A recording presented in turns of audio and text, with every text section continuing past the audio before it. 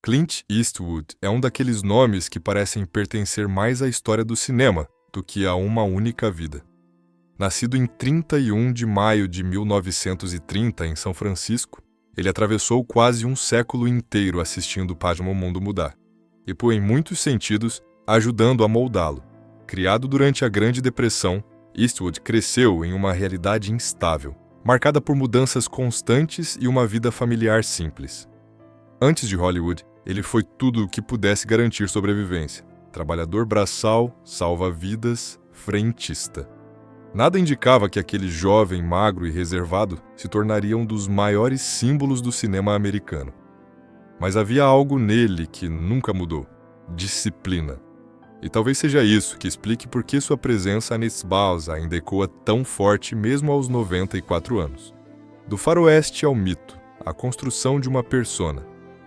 A ascensão de Eastwood começou de forma discreta na televisão, mas explodiu quando ele entrou no universo dos faroestes italianos de Por um Punhado de Dólares e suas continuações.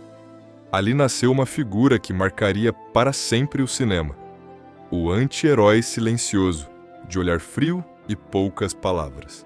Mais tarde, ele se tornaria ainda mais icônico como o detetive Harry Callahan em Dirty Harry, um personagem que dividiu opiniões, mas definiu uma era. Enquanto o público via um homem duro e impenetrável, Eastwood já começava a construir algo mais complexo nos bastidores. Um cineasta, o diretor que mudou o próprio mito. Se como ator ele foi um símbolo de dureza, como diretor Eastwood revelou outra camada, a da contenção emocional. Filmes como Os Imperdoáveis mostraram um olhar mais maduro sobre o próprio gênero que o consagrou. Ali, o western deixou de ser apenas sobre heróis e passou a ser sobre culpa, envelhecimento e consequências.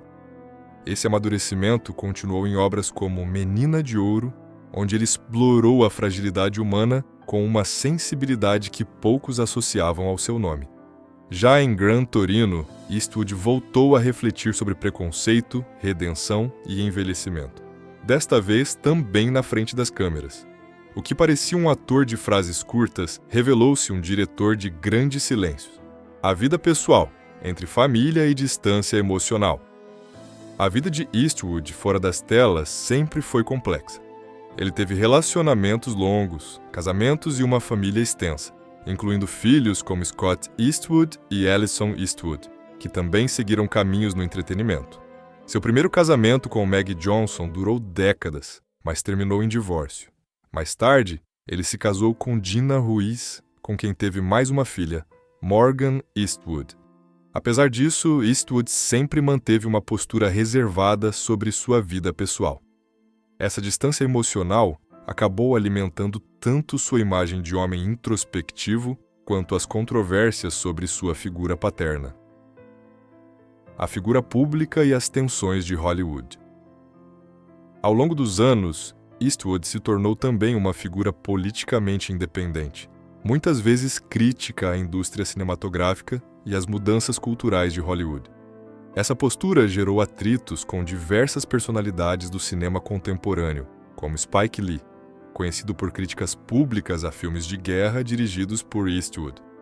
Outro nome frequentemente associado a divergências ideológicas é Michael Moore, com quem Eastwood já trocou declarações duras sobre guerra e política americana. Ainda assim, ele também trabalhou com atores amplamente respeitados como Tom Hanks em Sully e dirigiu Leonardo DiCaprio em J. Edgar. Esses contrastes mostram um ponto importante. Eastwood nunca foi previsível. John Wayne e o choque de gerações entre as figuras mais simbólicas de sua trajetória está John Wayne. Embora ambos representem o faroeste no imaginário americano, suas visões eram opostas. Wayne defendia uma representação heróica e idealizada do Velho Oeste.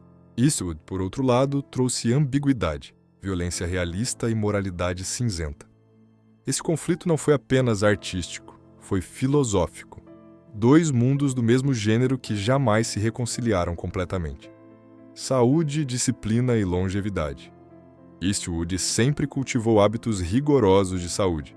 Desde jovem, evitava excessos e mantinha uma rotina disciplinada, muito antes do estilo de vida fitness se popularizar em Hollywood. Ele valorizava a alimentação simples, exercícios constantes e controle emocional. Essa disciplina pessoal também se refletia em sua carreira: filmagens rápidas, orçamentos controlados e eficiência quase militar. A morte precoce de seu pai em 1970 reforçou ainda mais sua visão sobre tempo e saúde, levando-o a uma vida ainda mais focada em produtividade e equilíbrio. O mito do funeral e as interpretações do legado.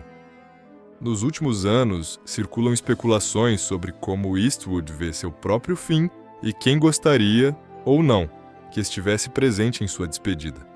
Essas histórias, muitas vezes amplificadas pela mídia, dizem mais sobre a imagem pública de Eastwood do que sobre fatos concretos. Elas refletem um homem visto como direto, exigente e profundamente seletivo em relação a lealdades pessoais. Mais do que listas ou nomes, o que permanece é a ideia de um indivíduo que sempre valorizou autenticidade acima de consenso. O verdadeiro legado de Clint Eastwood. Aos 94 anos, Clint Eastwood já não pertence apenas ao cinema. Ele pertence à cultura. Seu legado não está apenas nos prêmios, nas bilheterias ou nos personagens icônicos. Está na maneira como ele transformou o silêncio em linguagem cinematográfica e dureza em reflexão. Ele mostrou que um anti-herói pode ser complexo, que um faroeste pode ser trágico e que um filme pode falar mais no que não diz do que no que mostra. Mais do que um ator ou diretor, Eastwood é uma contradição viva, rígido e sensível, duro e contemplativo, clássico e subversivo ao mesmo tempo. E talvez seja justamente isso que o torna inesquecível.